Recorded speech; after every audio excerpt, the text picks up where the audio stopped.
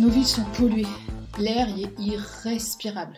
La pollution de l'air intérieur, elle cause 3,8 millions de décès chaque année dans le monde, à cause de maladies comme les accidents vasculaires cérébraux et le cancer du poumon. Nous respirons de plus en plus mal. Le stress ambiant génère une atrophie de nos capacités pulmonaires. Nous développons de plus en plus d'allergies. Le Covid est passé par là, mais c'est la cata. Quelle belle introduction, dis-moi. Ça fait bien plus que picoter ton affaire. Ça fait même froid dans le dos. Dis, sans vouloir faire comme si de rien n'était, on pourrait tout de même délivrer à nos auditeurs un message un peu plus engageant, non ? Ouais, bon, ok, c'était ma minute déprime. Alors oui, c'est vrai, tout n'est pas perdu. Il y a des gens qui réfléchissent à des solutions. Et comme c'est étonnant, qui s'inspire de ce que la nature a prodigieusement créé.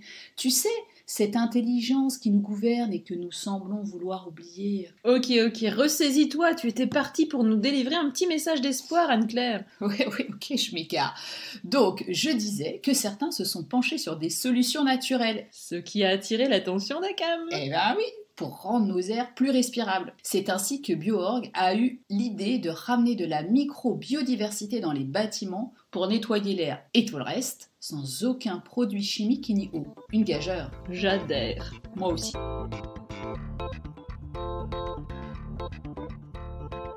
Alors Virginie Ducommun, BioOrg au Luxembourg, c'est toi. Alors bonjour et bienvenue. Bonjour Virginie. Bonjour les filles, Anne-Claire, Camille, bienvenue. Merci beaucoup. Merci. Et si tu nous parlais un petit peu de toi, de ton projet, comment t'est venue cette idée ? Pourquoi ce projet et qu'est-ce qui t'a séduite ?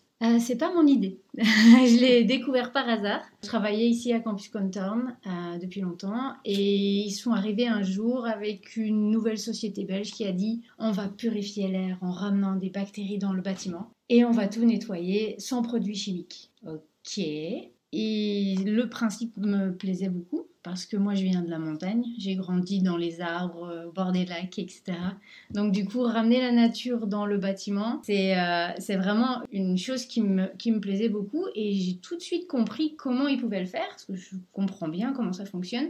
En revanche, là où il a eu un petit peu plus de mal à m'avoir, c'est sur le côté on va tout nettoyer avec un seul produit. Je suis un petit peu maniaque, donc sur le coup, j'étais un petit peu dubitative. Et puis il m'a dit pas de problème, il m'a donné les produits, il m'a dit prends ça et essaye chez toi et tu verras. Tu étais conquise. Oui, mais mes enfants à l'époque étaient tout petits, ils avaient 4 ans et 3 ans je crois. Et donc du coup je me suis dit pas de produits chimiques dans la maison avec des enfants qui se roulent par terre, c'est plutôt pas mal. Et c'était vraiment génial, c'était effectivement assez simple, etc. Et donc ok, validé 1000 fois, les petits s'amusaient avec, je savais qu'ils risquaient rien, donc du coup c'était vraiment chouette. Et ils voulaient le lancer sur Luxembourg. Et il m'a dit j'aimerais bien que ce soit toi parce qu'on s'entend bien, ok. Sauf que non. Et j'ai dit non, c'est moi qui ai dit non parce que je lui ai dit le produit est super, il fonctionne très bien, mais la mise en œuvre est encore un tout petit peu compliquée. Je pense que tu peux mieux faire, je pense que tu peux enlever des passages, que tu peux ne pas demander aux agents de nettoyage de faire un petit peu plus parce qu'ils ne peuvent pas faire plus. Et donc il faut que toi tu retournes chez toi, que tu me simplifies l'implémentation et ensuite on en parle. Ben dis donc. C'est génial. Ton parcours avant BioOrg, c'était quoi exactement ? J'ai fait que du marketing avec un petit peu de marketing. Original. Ouais, un petit peu de marketing aussi. C'est bien. Oui. Et en fait, c'est pour ça que ça m'a plu quand il est revenu avec son idée géniale et optimisée. C'est parce qu'au moins je pouvais faire quelque chose qui avait un petit peu plus de sens en fait. Parce qu'on est tous pareils, c'est bien de travailler, même si on adore son métier, mais faire quelque chose d'utile, à quelque chose qui contribue, c'est quand même chouette. Et là, c'était vraiment l'opportunité de faire ça. Alors, est-ce que du coup, pour nos auditeurs, tu peux préciser un petit peu de quoi il s'agit exactement et s'il y a plusieurs gammes de produits dans ce que tu proposes chez BioOrg ? Eh bien, BioOrg, c'est assez simple. En fait, c'est juste ramener la micro-biodiversité de la nature dans les bâtiments, donc chez soi, au bureau, dans la voiture, peu importe, pour purifier l'air, éliminer la poussière et tout nettoyer sans produits chimiques et sans eau. Donc, c'est vraiment une solution liquide qu'on vaporise dans l'air. Et puis, c'est tout. Est-ce que tu peux préciser ce qu'est la microbiodiversité? La microbiodiversité, c'est des bactéries en fait. Parce que ce qui purifie l'air et ce qui nettoie dans les forêts entre les saisons, c'est pas les arbres, c'est la microbiodiversité, donc les bactéries qui sont sur les feuilles et sur les troncs des arbres. Et donc 50 mètres carrés avec Bjorg, c'est l'équivalent de la biomasse qu'il y a sur un arbre dans une forêt. C'est pour ça qu'on parle de forêt invisible. On peut le quantifier. On peut le quantifier comme ça. D'accord. Parce qu'en fait, Bjorg, avec un produit qui vaporise, est-ce que ça doit être fait quotidiennement? Est-ce que ça doit être fait régulièrement? Donc là, je reviens à ma question. Bjorg remet à l'intérieur ce qui existe naturellement à l'extérieur, c'est bien ça? C'est ça, tu ramènes l'extérieur, la nature de l'extérieur à l'intérieur. Il faut le faire régulièrement, suivant ton espace. Et chez toi, tu veux le faire par exemple une fois par mois, une bonne fois, et comme ça t'enlèvera 50% de la poussière, les odeurs, les particules fines, tous les COV qui sortent des meubles, des peintures, etc. Parce qu'on n'a pas tous des maisons neuves avec des nouvelles peintures qui n'émettent rien. Une moquette, ça peut émettre un parquet, ça peut émettre des particules jusqu'à 8 ans après la pause. Donc voilà, les vieilles maisons, elles ont des matériaux qu'on connaissait juste pas, donc on ne sait pas ce qu'ils rejettent. Et voilà, donc tout ça c'est mangé, digéré, disparu. La sorcière bien aimée. Non, c'est de la magie scientifique, c'est vraiment de la science en fait. Les bactéries font ça depuis des milliards d'années et voilà, elles continueront de le faire bien longtemps après nous. Et ce qu'ils ont inventé, je dis eux parce que moi j'ai vraiment rien à voir là-dedans, ce qu'ils ont réussi à faire, c'est vraiment de simplement utiliser ce pouvoir de la nature partout, pour tout le monde. C'est un produit qui est vraiment tellement simple à utiliser. Tu vaporises, t'essuies, c'est propre. Enfin, je veux dire, plus simple que ça, c'est quand même un petit peu difficile. Un enfant peut le faire. D'ailleurs, mes enfants le font et adorent. Je pense que ce sont les seuls enfants du monde, quand tu leur dis va faire ta chambre, ils disent « Ah ouais !» Excellent, j'adore.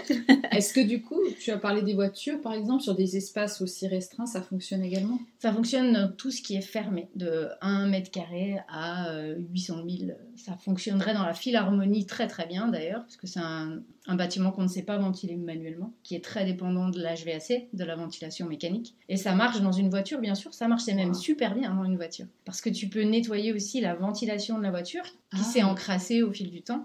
Et avec le même produit, tu vas enlever les odeurs, tu vas enlever la poussière, et tu vas aussi enlever toutes les taches sur les vitres, sur le tissu, sur le cuir, sur le bois. Arrête, on va l'acheter, c'est bon. On y court. Non, mais franchement, c'est un petit miracle en bouteille, c'est vrai. Mais ça rejoint vraiment ce que je vois en naturopathie. Donc, à savoir, on dit toujours que les intérieurs sont beaucoup plus pollués que les extérieurs, contrairement à ce qu'on peut penser. Et les voitures également, surtout les voitures neuves. Donc, je pense que tu vas me rejoindre là-dessus. Mais c'est vrai que tu le mentionnais, mais tout ce qui est peinture, tapisserie, les moquettes, tout ce qui est intérieur, c'est vraiment très pollué. Et on n'en a pas toujours conscience. On pense bien faire des fois en achetant des produits neufs, en essayant d'avoir de la qualité. Mais bien souvent, il y a beaucoup d'émanations très néfastes pour notre corps. Mais alors, quand on aère, du coup, est-ce qu'on fait la même chose que Bjorg ou c'est encore différent? C'est différent et un peu pareil. Aérer, il faut le faire. Quoi qu'il arrive, il n'y a pas de débat là-dessus. Il faut ouvrir ses fenêtres, il faut laisser rentrer de l'air frais dans sa maison. La chose que ouvrir la fenêtre ne fera pas aussi bien que Bjorg, c'est que quand tu ouvres les fenêtres, ton air circule à l'intérieur. Donc il rentre, ça fait un courant d'air, donc on se dit ouais c'est cool, ça a bien brassé. Ouais, ça a bien brassé, sauf que ça tourne en boucle dedans. Et il y en a très très peu qui va ressortir. Ah, c'est intéressant. Alors que moi je reste dedans et je te mange le bazar dedans.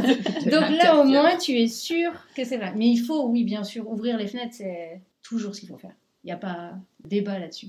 Il faut ouvrir les fenêtres. Même en hiver. Même en hiver, mais surtout même en hiver. Mais souvent, les gens ouvrent les fenêtres en été, mais en hiver, c'est un peu plus compliqué avec les températures chez nous qui ne sont pas forcément toujours positives. Oui, mais il faut leur dire à ces gens que l'air à l'intérieur, il est souvent 2 à 5 fois pire pour la santé que l'air de dehors. On parle beaucoup de pollution, de voitures, d'émissions, etc. Sauf que l'air intérieur, il est souvent 2 à 5 fois pire pour la santé. Et c'est vicieux en plus parce qu'on ne le sait pas, on a beaucoup de mal à le percevoir en fait. Ça se sent pas forcément, on a un peu les yeux qui picotent, on se dit « Ah tiens, j'ai une allergie ». Mais voilà, le mal de tête parce qu'on n'est pas sorti de la journée, c'est vraiment une question de qualité d'air. Et on passe un petit peu 90% de notre temps à l'intérieur quand même. C'est vrai. Donc, ouais, comment te dire? Si, c'est quand même un petit peu important. Alors tu nous en parles avec beaucoup d'enthousiasme, des chiffres très précis. On sent que tu es vraiment animé par ce Björk, au-delà simplement du produit, mais de tout ce qu'il apporte. Alors ma petite fibre de communicante a envie de te poser la question, comment est-ce que tu sensibilises les gens à cette question? Comment est-ce que tu fais découvrir ce produit et les bienfaits qui y sont associés surtout, puisque c'est ça dont tu nous parles depuis tout à l'heure? Comment je fais? Je parle beaucoup. Ça ne s'entend pas. Du tout, hein. Non, je sais. Non, je parle beaucoup. J'essaye de faire beaucoup d'événements dans les cercles qui me concernent. Donc, là, tout ce qui est People Planet, en fait. Tout ce qui est sustainability, tout ce qui est bien-être, etc. Ça, c'est très important. J'essaye de communiquer un petit peu sur les réseaux sociaux, des choses un peu légères ou des chiffres précis. Voilà, pour essayer de juste sensibiliser, parce que moi avant, je le savais pas non plus, donc je peux pas en vouloir aux gens de ne rien savoir sur le sujet, c'est un petit peu normal. Donc j'essaye juste ça. On va pas se mentir, je suis un petit peu bloquée par mon porte-monnaie, hein, aussi, je ferais bien beaucoup d'autres choses. Mais voilà, j'aime bien faire des events aussi, organiser des rencontres, juste pour discuter en fait et se voir. Et à terme, il y a plein d'autres choses qui vont se passer, mais à terme, quand on y sera. En tout cas, ta façon d'aborder les choses ressemble à la nôtre et c'est bien pour ça qu'on est très contente de t'accueillir aujourd'hui. Et alors, on parlait de chiffres. Est-ce que tu as encore d'autres chiffres à nous partager pour finir de nous convaincre, si c'était pas suffisant? 0. C'est un bon chiffre, 0. Oui, alors bon, ça dépend pourquoi. La température, je préfère celle d'aujourd'hui. Ah, tout de suite. Moi, j'aime bien 0 en température, mais là, je parlais de 0 danger, en fait. Dedans le produit, il y a vraiment aucun produit, il y a vraiment rien en fait. C'est malheureux en fait. Je vends de l'invisible où il y a rien dedans. On retire cette question immédiatement. Mais il y a surtout 0 danger, il y a 0 picto, c'est-à-dire que tu pourrais le boire. Tu peux le boire. Techniquement, il y a même des gélules qui s'appellent Immunoboost qui sont à base des mêmes bactéries que Björk. Donc vraiment, c'est des bactéries alimentaires prouvées safe sur les animaux, les plantes, les gens. Les robots aussi, tiens, j'ai testé ça la semaine dernière, il était ravi. Donc 0, c'est un bon chiffre. Je prends. Voilà. 25%, c'est un bon chiffre aussi, c'est en moyenne le temps qu'on gagne quand on nettoie avec Björk. Donc sur une plage de nettoyage de 2 heures, admettons, tu vas gagner 20 minutes. C'est pas mal. Surtout quand on n'aime pas trop ça. C'est validé. Bah, tu vois, c'est le petit vernis qui ne partira pas parce que tu n'as pas mis tes mains dans l'eau, que tu peux refaire tranquillement. Parce que tu as gagné 20 minutes. Pas mal. Ah, tu me prends par les sentiments, là. Mais j'aime bien le vernis, en fait. Donc voilà. Allez, un petit dernier pour la route. 2,54. Alors, celui-là, il est précis.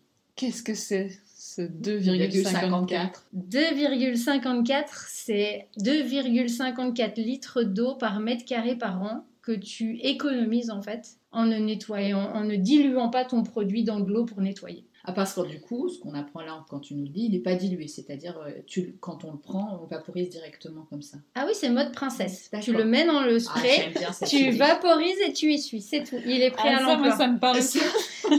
Et du coup, sur un appartement de 100 mètres carrés, c'est quand même 254 litres d'eau minimum que tu ne gaspilles pas. Et on parle d'eau potable qui a été traitée et que l'on pourrait boire. Wow. Vu comme ça, tout de suite, c'est impactant. C'est clair. T'en veux d'autres? Mais j'en ai d'autres, mais c'est bon là, on en a assez. C'est déjà pas mal. Oui, merci beaucoup.